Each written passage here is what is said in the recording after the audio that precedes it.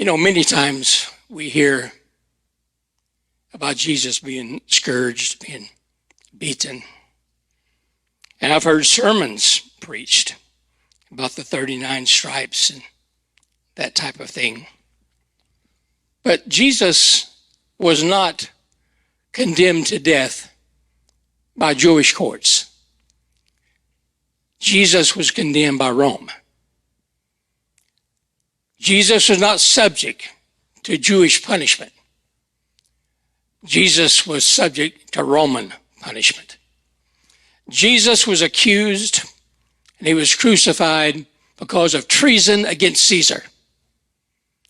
He had been accused of setting himself up as a king. It was treason against Caesar. And as a person who was accused of treason against Caesar, he received the maximum penalty that Rome could inflict. Which meant that each person, before they were crucified on a cross for treason, was first scourged. And the reason for that is because crucifixion was very expensive. Romans were practical. And they didn't have forced labor on days of crucifixion. If you were they needed at least 600 soldiers to take care of the crucifixion things. But they paid these soldiers for that, paid them overtime. It wasn't something that was part of their military service. And so then they had to pay for crowd control and all of the things that involved this. And so crucifixion was very expensive. And so what the Romans wanted to do is that they wanted the accused person to die before crucifixion took place. And so to do that, scourging was one of those things that they did. Now, scourging was done with a fallacium. A fallacium was as a stick. It was a handle, and it had either a 9, 12, or 20 different individual leather straps. And these leather straps were woven, like a woman braids her hair. And within those braids were pieces of metal, pieces of pottery, and pieces of steel. And at the very end of each one of these straps was a metal ball, like a big truck ball bearing that they would use. Now, there were 4 gladiators that did the beating. And this was during the time of Tiberius, and Tiberius was a hero of the gladiators, and he wanted to give them special recognition to those that did a good job. And so, if each of these gladiators were given 10 swings of the whip, and at the end of the 10, then the other one would have 10, and then at the end of the entire process, if the person wasn't dead yet or the victim wasn't dead, they would start all over again with 10 more from each one. And if the gladiator could kill the prisoner with his allotted stripes, then he was given the choice of either the prisoner's weight in silver or 1 talent of gold, which was plenty enough money for them to buy their freedom and to live a comfortable life for the rest of their life. To the best of their abilities, these gladiators tried to kill the victim. The Roman government, they had stipulations. If a man was accused of treason against Rome or the citizens of Rome, then he would be given 50 lashes. If he was accused of treason against the Roman Senate or the Roman government, then he would be given 70 to 80 lashes. But if he was accused of treason against Caesar, which is the greatest of all offenses, then he'd receive 100 lashes. Now, if the whip had the minimum of the 11 straps, then Jesus received at least 1,000 separate individual lashes. If he had as many as 20 or more, then he received more. Cyrilius was the court historian for the court of Pontius Pilate. Cyrilius was there at the whipping of Jesus. Cyrilius tells us that he has been an eyewitness to more than 2,000 scourgings, but that this one carried out against this man was absolutely the worst he has ever been the horror of seeing. Jesus was beat so mercilessly. First of all, Jesus was bent over a pedestal. This pedestal was about 1 meter tall, a stone pedestal. He was bent over it. His wrists were chained to his ankles so he wouldn't move.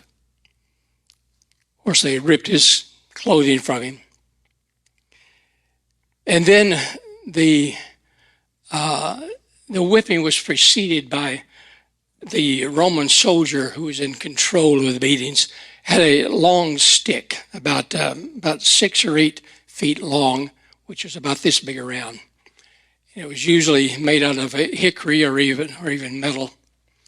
And the purpose was to break the blood capillaries so that the blood would come to the surface more easily, which would cause him to bleed to death, again, in an effort for him to die. Jesus was given, according to Cyrilius, 75 whacks of this rod to bring Jesus' blood to the surface. And then the whippings began. Cyrilius says that as the whip was laid across Jesus' back, that the pieces of metal and the pieces of pottery and bone and were stuck in the flesh, and they had to jerk it.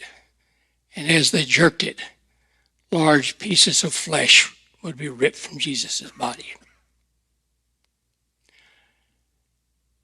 And you got to realize what Jesus was doing here.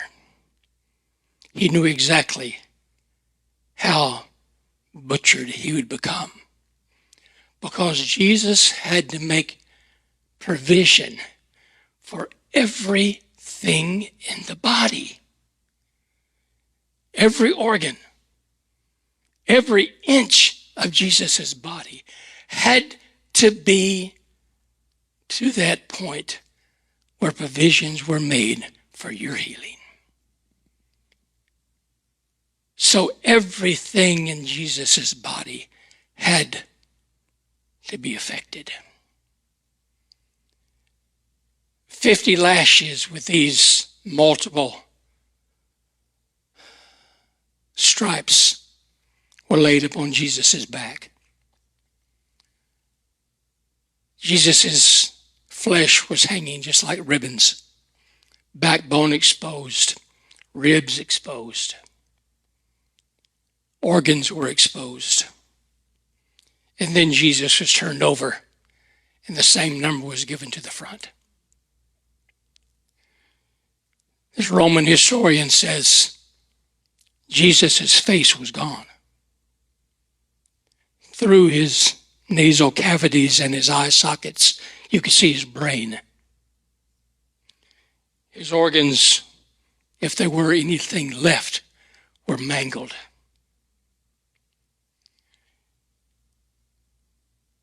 And Jesus was beat beyond human recognition. And he knew it had to happen because we have problems with everything in our body. And so, whether it was a ingrown toenail, brain cancer,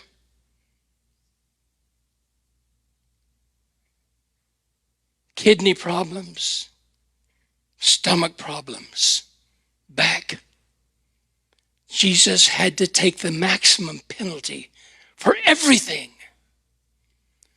So every inch of Jesus' body was unrecognizable.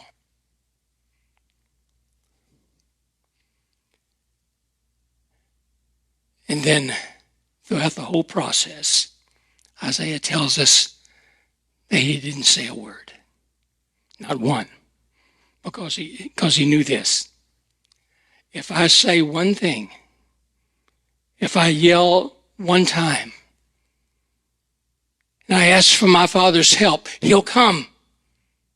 But if I did, there is provision for the healing of those people sitting in this church on September the 14th, 2022, then their provision for healing will be forever gone. There's some of the people that will be sitting there on that night. They have problems with their head, have problems with their knees, have problems with their back, have problems with their heart, have problems with their kidneys, with their bladder. And I have to take the maximum upon me so that they can have provision for their healing. So he didn't say a word. Totally silent.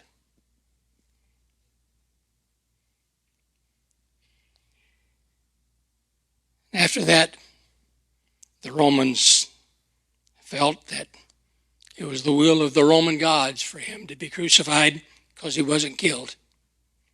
So they had to stop the flow of blood. And so they took Jesus' body, this unrecognizable blob of broken flesh and exposed organs, and they immersed it in salt water, causing the blood pressure to just absolutely explode. But again, Jesus didn't say a thing. The pain was hard enough. It affected the individual bodies. But on the cross, Jesus had to take the maximum level of all of your symptoms and all of the pain of your disease. Because as he was hanging by his arms, they racked his body like this and then nailed those feet. You know, God has done a remarkable job of creating this body because all of the nerve endings from all of your organs in your body end at the bottom of your feet. So when you walk, those nerve endings are massaged, and it causes that organ in your body to function properly. And if your foot is cut off, there's no real problem to the rest of the organs of the body. Or if you step on a nail and those nerve endings are punctured from below, there's no real problems with the rest of the body. But when those nerve endings are punctured from the top, when the nails went through Jesus' feet, those nerve endings just exploded. And when they did, at the same time, simultaneously, at the same time, all at once, Jesus had the symptoms and the pain of every disease that affects every organ of your body all at once. So when the nails went into his feet, at the same time, Jesus had the symptoms and the pain of a heart attack, of brain cancer, of cirrhosis of the liver, of cancer of the cervix, kidney problems, every disease that affects every organ of our bodies. Jesus had the symptoms and the pain of that at the same time. And then throughout the crucifixion, as he pushed against those nails to try to get enough strength to exhale. He could inhale, but he couldn't exhale. You couldn't exhale unless you pushed against those nails. And each time he pushed against it, the pain would start up all over again. He'd have the same symptoms, the same pain at the same time. But the very next thing that Jesus said, and the first thing that Jesus had said since he was standing before Pilate, was this: Father, forgive them. They know not what they do. And so that is what happened between our 2022 prayers and the writing of Isaiah. That is what healing is all about. And I would challenge each of us that whenever we lay our hands on people and pray for their healing, try to picture Jesus and what he did for us. When you're praying for that broken leg, picture Jesus' mangled legs with no flesh on them, totally unrecognizable. When we're praying for that person who has breast cancer, just remember that Jesus had no chest left.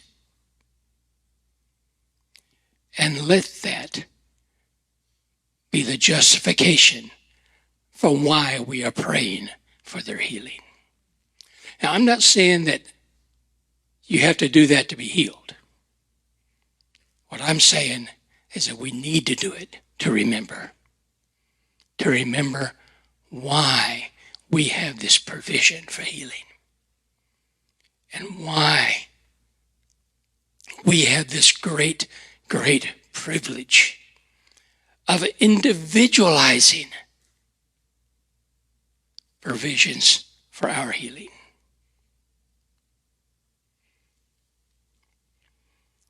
Because, as much as we think that we want it to be, it's not about us. It's about him. Yes, he loves us. Yes, he died for us. Yes, he cared for us. Yes, he forgave us from our iniquities and our trespasses, and our transgressions and our sins. But it's still not about us. It's about him and what he did and what he did for us.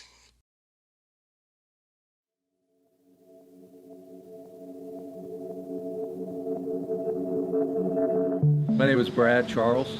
I'm the president of the Cubit Foundation. At the Cubit Foundation, we primarily focus on helping widows and orphans all around the world. I'm a carpenter. I know how to build things out of wood.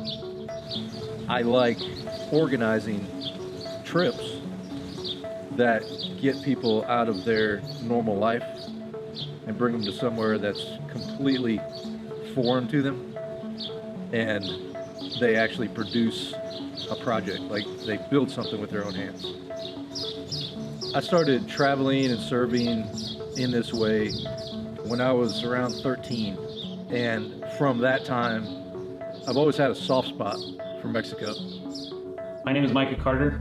I'm the director of Big Heart Orphanage here in Reynosa, along with my wife Jennifer and my sister Opal. We've been directors here for 2.5 years. At Big Heart Orphanage, we focus on children and their lives and to give them a better future.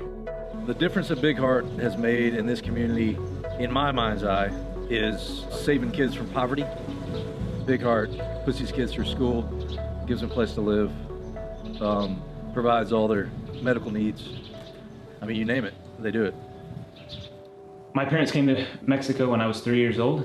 I grew up in the mission field with my parents, and so Mexico is home to me.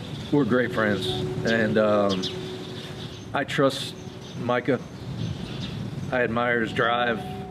I admire his follow through, and he puts up with me and all my stuff. Brad Charles and the Cupid Foundation have been a huge blessing to Big Heart. We really enjoyed working alongside each other. They've just been a huge help in the way that they come, they serve, and we've been able to build amazing relationships through the time that they've been here. One of the big focuses that we've always had with our kids is knowing the fact that education plays a huge part in this country, and unfortunately the local schools don't have the best education. So we felt upon our hearts that we needed to build a school for our kids and do a homeschooling style, but because of the need in our community, we were able to expand that and then open it up as a private school. The school's name is Regents. We have now 500 kids coming from kindergarten all the way up through high school. At the Cupid Foundation, we have a great opportunity to start a carpentry class and welding metal fabrication classes involving Regent School. So the next step with Cupid Foundation with Big Heart and Regent School is to start these 2 classes and build onto that, and then these classes are going to train kids to do something with their life after they get out of school. I'm really excited about the next steps for Regents. We're looking at now teaming up with Cupid Foundation and them being able to show a trade to these kids that really broadens the effect that we'll be able to have on this community and on our students. I'm going to be teaching the carpentry classes for Regents, but my friend Ed, he's going to be teaching welding. I've traveled all around the world with Ed, from Egypt to Colombia, Mexico. He's a great guy, he's got a great heart. He'll do anything for these kids. Oh, we don't have that much time for me to tell you what I think about Brad Charles. My name is Ed Tanner. I'm a welder fabricator of metals, welding and cutting and grinding metals. I've been doing this for 44 years. Brad has turned out to be a positive influence in my life. Brad has gotten stuff out of me that I would have never tried by myself. When I first came to Big Heart and Brad asked me to come and go on a mission trip, I had no idea what a mission trip could be taken to do. And it gave me a very good feeling about the direction of my life was going. What I would personally like to do with every kid that takes a class is, teach them a trade, teach them when they get out of school that they can actually do something with their own hands and make money at it and raise a family and get a wife, have some kids, even build a house if they wanted to. So I want to invest that time and time and money into these kids because I do care about them and I want them to have a better life. The area of Reynosa where Big Heart and Regents is located is a low to middle class, and surrounding us are multiple factories, and that is a common job for somebody in this area. It's a reliable job, it's not the best paying job, where if someone has an education or has a trade, will then be able to have opportunities to be an entrepreneur, start their own business, and start doing things on their own where they would have more of an effect on their community too, where they're pouring into their community and not just working at a factory. There will always be welding fabrication in this world today. A good welder can find a job anywhere they want to go. The reason why it's so important that kids have a trade when they get out of high school. If they're not going to college, I mean, they get pulled into drugs, they get pulled into being in gangs, they get pulled into prostitution. I mean, you name it. They need a direction, and we're here to help direct them into their next path. And starting this new adventure, I would call it, with adding these trades to the school, we do have some work that needs to be done on the facilities that we're going to be using for these trade classes. We have to buy tools, and we have to fill the shop with tools and safety gear and everything that goes along with the shop for 15 kids. Not just 1 year, but year after year after year after year. It's going to take welding machines, grinders, drill presses. It's going to take cut and torch outfits. It's going to take safety equipment. So we got a long way to go, but we're off to a good start. And I see a lot of potential right here where we're at. Big Heart Orphanage and Regents is 100% funded, primarily by individuals that have come and been a part of what we're doing here and have seen the need and have decided to support what goes on here 24/7 all year long. I'm not going to get paid to do these classes. I don't take a salary from Cuba Foundation. What do I want out of this? To feel good about my life, to feel good about what I've done, and to share the positive things and the good things in my life, to maybe pass it on to another generation. I mean, it'd be great, an explosion of kids interested in learning these trades. Anywhere that we can have a positive influence on the next generation, it's an investment into the future. And that's what I'm excited about as far as being a part of a positive investment in people's lives. I really want to see the Cuba Foundation doing these carpentry classes, doing these welding classes, but I'm really going to need your help. You can spend money on all kinds of things in your whole life. Why not invest in a kid, teaching them a trade, and helping them when they graduate high school to get out and join the workforce and start a great family? And, you know, by helping out with this project, it's going to do it. It's going to impact somebody's life for the rest of their life.